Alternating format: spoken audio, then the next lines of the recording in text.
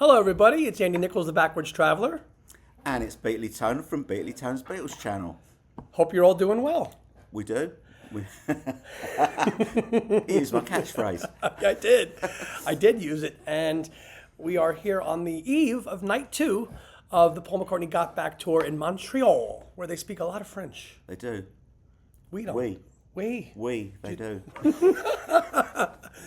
And we're just getting ready to go and here to tell you a little bit about night 1 and what a joyous experience that was, that we went to the gig with all of our friends and family here in the Liverpool fam, all 8 of us here, myself, Heidi, Tone, Mrs. Beatley Tone, Maggie and Nick Cyrette, Joan Borelli, and our son from down under, Boyan Archer. And even though we didn't sit together, we had a wonderful time at the gig. We did. It was fantastic. Really good. So we've got a couple pics and slideshows from the first gig last night that we'll tell you about, and we'll drop those in here now.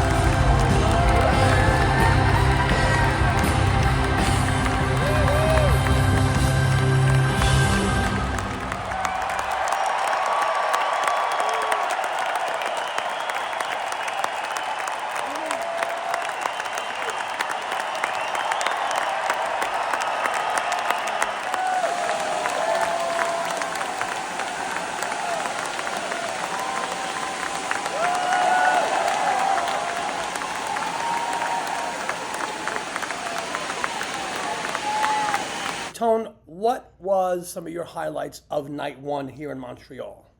Well, as far as the songs go, I think Letting Go is always brilliant. Live with the Hot City Horns doing the horn parts just sounded brilliant. Maybe I'm Amazed, I thought was just fantastic. It's the best I've heard him sing it for about 20 years, I reckon. Really? Really good vocal on that, which is a difficult song to sing. I think especially the intro where it's just him on the piano before the band come in. You know, sometimes he sounds a little bit vulnerable during that bit, but not last night. He just sounded fantastic. Now and then, brilliant. So really glad to be able to see that this time, and also the duet with John in "I've Got a Feeling" is always a real sort of touching moment, and really enjoyed that. That was brilliant. How about you? Well, he doesn't disappoint. This is my 6th show on this U.S. Got Back tour, 6th of 7, and every show has been fantastic. High energy throughout. Tonight and last night were pretty special because we got Michelle. Yeah. Which was really fun to see. We had a feeling that was going to be the case. We were secretly hoping from Olive Kintyre. Wasn't going to probably happen. You know, we were hoping against hope. But we have a feeling that the next show after tonight is in Hamilton on Friday. And odds are that he'll be playing that. And we have some friends and fam going to that show as well. So fingers crossed that you all get to hear Olive Kintyre. But Michelle was good fun, even though he flubbed up the words a bit. He did. The reason why it's included is, if you don't know, Montreal is very French speaking city. So Michelle was the ideal song to add in, and the first line of French in the song, he forgot. He did the wrong line, but it didn't matter. And they didn't really hide it either when they were tuning up to play. Could you tell that it was going to be Michelle? Yeah. Because Wicks came out with the accordion that he usually uses in that song, and so we knew it. We suspected it was coming, and by then we knew it was coming. It's just a shame. It's just a shame that the Soleimon, that bit, he forgot he forgot it the first time. He got it the second time. But. Yeah, I'm with you on maybe I'm amazed totally. He can sing that song better now. Obviously the band helps him with that, and of course Abe really helps him with the backing vocals. Yeah. But there are moments in that song, especially at the end, with the really where he holds the falsetto for a good couple of seconds. Yeah. And I know you've mentioned on your channel that there are parts of that song, especially before the band kick in, where you hear the aginess in the vocals. Yeah. But not last night, right? No, not at all. Not at all. In fact, his voice was really brilliant throughout. That there's one or two moments like you would expect for someone who's 83, but on the whole, he was just absolutely on it. He didn't miss hardly a note. It was brilliant. I loved seeing Help as well. Forgot to mention that because it's first my time. It's first my time Tony's seen Help. Yeah, it's the first show that I've seen on this tour. So the first time I've seen him do Help. And that was brilliant. I just loved that. Really, really, really good. And of course the anticipation, and you're waiting for the gig to start, and of course the Yeah. video scroll, and Help's going to be the first thing. But now you actually saw it for the first time live. Yeah. Well, for the first time in 60 years, he's playing Help on bass and just kills it, right? Brilliant. I just thought that was fantastic as well. I loved Getting Better as well. That really rocked. That was really good. And it was just a great gig. Fantastic crowd. What a crowd! They were so up for it, and very noisy throughout the gig.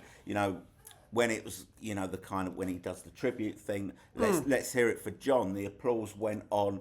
Very lively crowd for ages, didn't it? It went on for ages, and the same when he did the same for George at that point as well. The crowd was just so up for it and just so loud and just really enthusiastic. They were great. Yeah, Joan had said that, and because she's gone to a lot of shows, that this was the loudest crowd thinks she's heard so far yet. So the Bell Center's a nice little venue. I think there's about 19,000 in there, all packed in.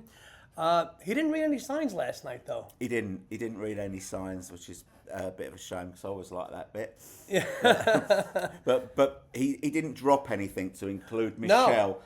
So Michelle was an extra song, so maybe for time reasons he didn't bother doing the sign reading bit. It was really great. It is, and I think too a lot of people talk about the set list and stuff, and I think at 83, this set and this show is so polished and perfect that he can do it every 2 shows a week, 3 shows a week because he's got it down pat.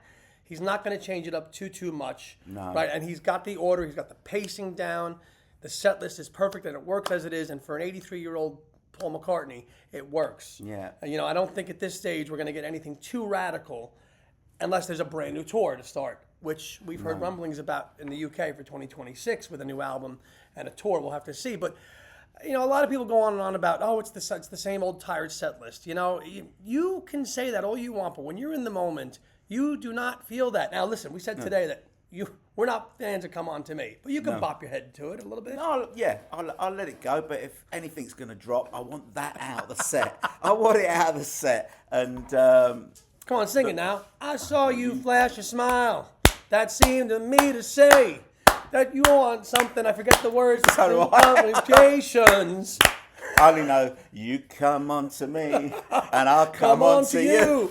If you come on to me, then I'll come on to you. Yeah, what a load of old bollocks, eh?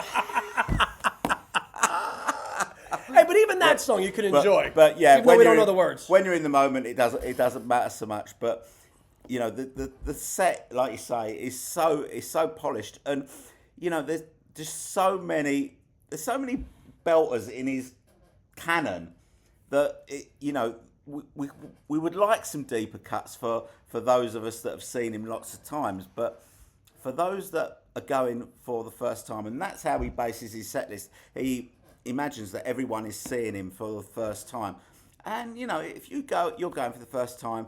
And you don't get Let It Be. You don't get Hey Jude. You don't get Band on the Run. Jet, right. Let Me Roll It. You're going to come away feeling a little bit shortchanged, I think. Yeah. So it's a perfect set. If you are seeing him for the first time, it's absolutely perfect. And anyone that hasn't seen Paul live, should really try to. Because, Yeah, and this was what show was this for you now? This was 24. 24. So 25 tonight, and Wow. yeah, Quarter of a century. it is. Think you'll get to 50? I don't think we'll get to 50. I don't think my wallet will cope with getting to 50. Even if Paul can get to 50 more, I don't think my wallet will cope with getting to 50. But it'd be nice to add, 3 or 4 more. I think we can add a couple more, especially if in the UK. If I can get to 30, that would be good. That's a realistic option. 30. I'd be happy with 30. I think I'm about 20 after this tour is over. I'm at about 20 myself.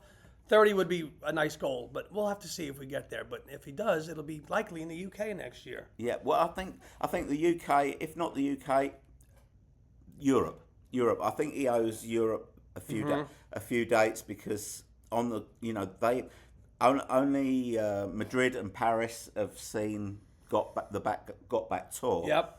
But I have a feeling that the next tour might be something different if it's if the new album comes out and he wants to promote that. We might get a different title for the next tour. Yeah. But he definitely owes Europe, because he hasn't been to Belgium, hasn't been to the Netherlands, hasn't been to Germany, Austria, Scandinavia.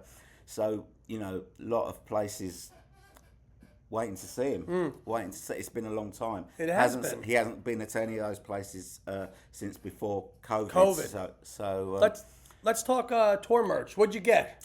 I got this. This was all I got on the actual gig, but we've ordered the poster. There wasn't any point picking that up. No, beautiful poster though. It's a really good poster for Montreal. Wanted that as a souvenir, but we just ordered it online, so it just goes to home. There's no point carrying it around the gig and trying to get it home on the plane and that sort of thing. And we've also ordered the Montreal specific T-shirts, yeah. Small writing on the front, poster on the back. Yeah, generic. But that wasn't worth freezing at the truck for at 3 o'clock in the afternoon for. God damn! Oh, it's so cold here. It's so cold. It's about 1 they didn't degree. have it. They didn't have the shirt. They didn't have it at the truck. We didn't know. I don't know whether they had it inside the venue, but I don't think so. I didn't bother looking. But no, it's so cold here. It's been snowing, which is not. It's been atmospheric, but it's been really cold. It's been really cold. You want to get a quick cameo here from our supporters and best friends? Supporters, you think? Yeah. I want to bring on a friend of mine. Yeah. We got. Oh, I thought it was going to be Heidi. I thought it was going to be Ringo and Ronnie Wood. Yeah. It is. This is Beatley Tone and Heidi. Yeah, hi guys. Hi. Thanks for giving us all the backstory and all the, what was going on. Oh, they're twinning. They're twinning with their shirt. Yeah. So, Montreal cold enough for you? Oh, It's a little chilly here. But it's been fantastic. So much brilliant. fun. Paul's been brilliant. So brilliant spending time with the fam. Yes. Yeah. And we'll all be reuniting in just a few weeks' time because we're flying over to England. Yeah, because where is it? That's What? that sign there. No. There you go. That sign there. This is my happy place. This is our happy place. It's our happy place. It is. So there you go. There you go. We'll have a full recap of night 2, probably on Tony and my channels as well. Look for everything on Hands Across the Water and Beatley Tone's Beatle channel and The Backwards Traveler for all the latest Macca touring and Beatles info. And it's anthology season, so lots of content coming up, Tone, right? There is. It's going to be a busy week when we get back. When you get back? With that. You want to get back? You want to get back? I do want to get back. Let's go! Get back. Bye. Cheers.